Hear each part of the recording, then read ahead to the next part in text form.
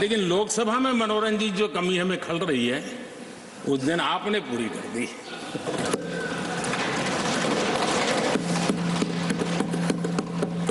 और मुझे प्रसन्नता इस बात की थी कि माननीय खड़गे जी काफी लंबा और बड़ी इम्तिहान वजह से शांति से बोल रहे थे, समय भी काफी लिया था। तो मैं सोच रहा था कि आजादी मिली कैसे, इतना सारा बोलने की आजादी मिली कैसे। तो मैं सोच तो रहा था, लेकिन बाद में मेरे ध्यान में आया कि 2 स्पेशल कमांडर जो रहते ना उस दिन नहीं थे और आजकल नहीं रहते वो, और इसलिए बहुत भरपूर फायदा स्वतंत्रता का आदरणीय खड़गे जी ने उठाया।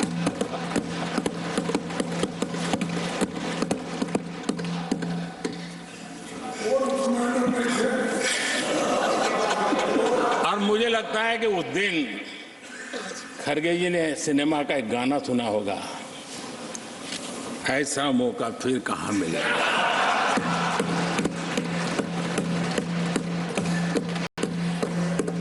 और खड़गे जी भी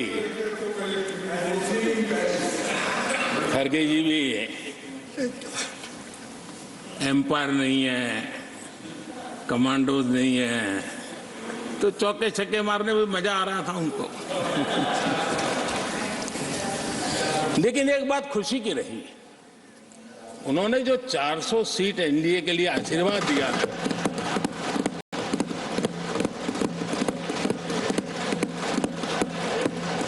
और मैं अरविंद जी के इन आशीर्वाद को, आपके आशीर्वाद मेरे सर आंखों पर, अब आपको आशीर्वाद वापिस लेना तो ले सकते हैं क्योंकि एक खबर तो आ गए हैं।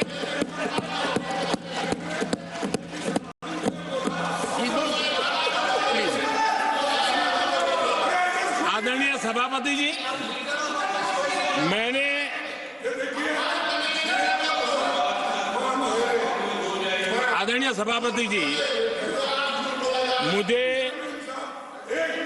मुझे पिछले वर्ष का वो प्रसंग बराबर याद है। उस सदन में हम बैठते थे और देश के प्रधानमंत्री की आवाज को गला घोंटने का भरपूर प्रयास किया गया। हम बड़े धैर्य के साथ, बड़ी नम्रता के, आप दबा नहीं सकते हैं।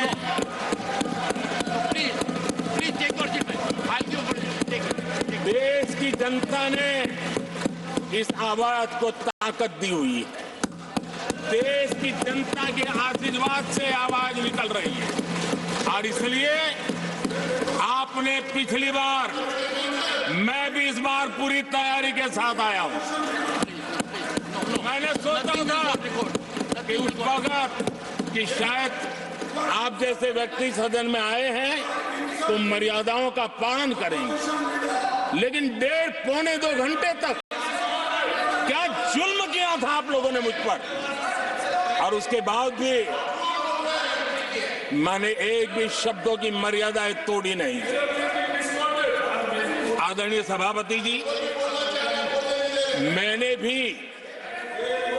एक प्रार्थना की है और प्रार्थना तो कर सकते हैं और मैं तो करता रहता हूं। पश्चिम बंगाल से आपको जो चैलेंज आई है,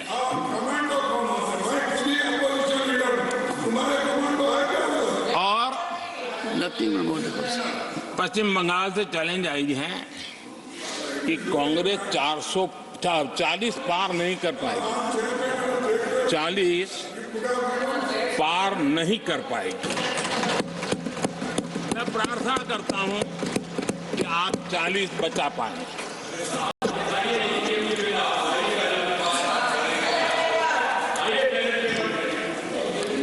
आदरणीय सभापति जी, हमको बहुत सुनाया गया है और हमने सुना है, लोकतंत्र में आपका कहने का अधिकार है और हमारी सुनने की जिम्मेवारी है।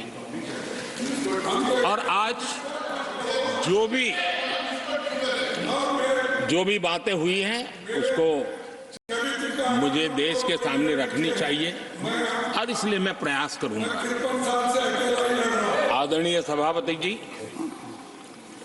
ये जब सुनता हूं, उधर भी सुना इधर भी सुना, मेरा विश्वास पक्का हो गया है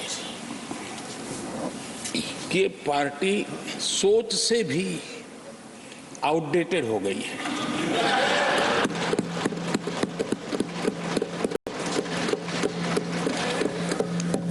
और जब सोच आउटडेटेड हो गई है तो उन्होंने अपना कामकाज भी आउटसोर्स कर दिया है।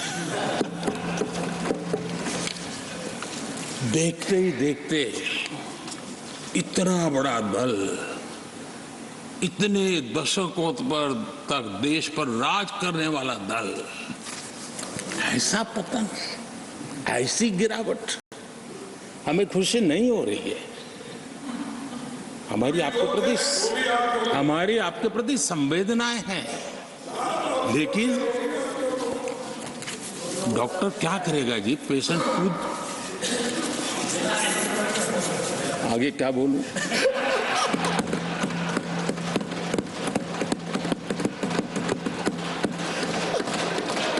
आदरणीय सभापति जी,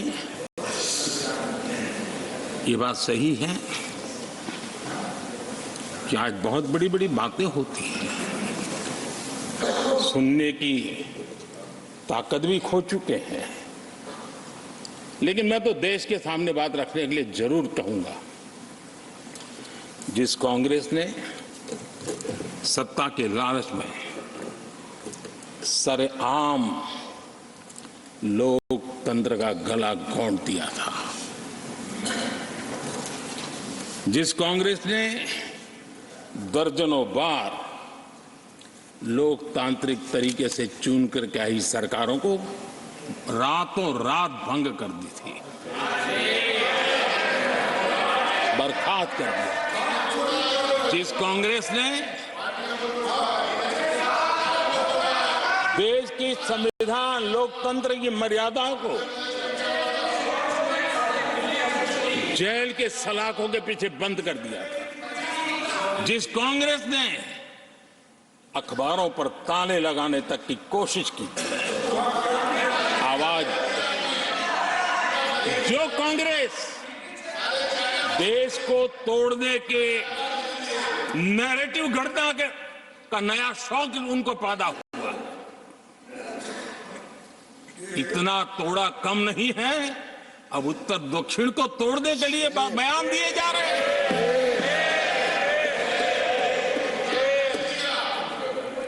और ये कांग्रेस और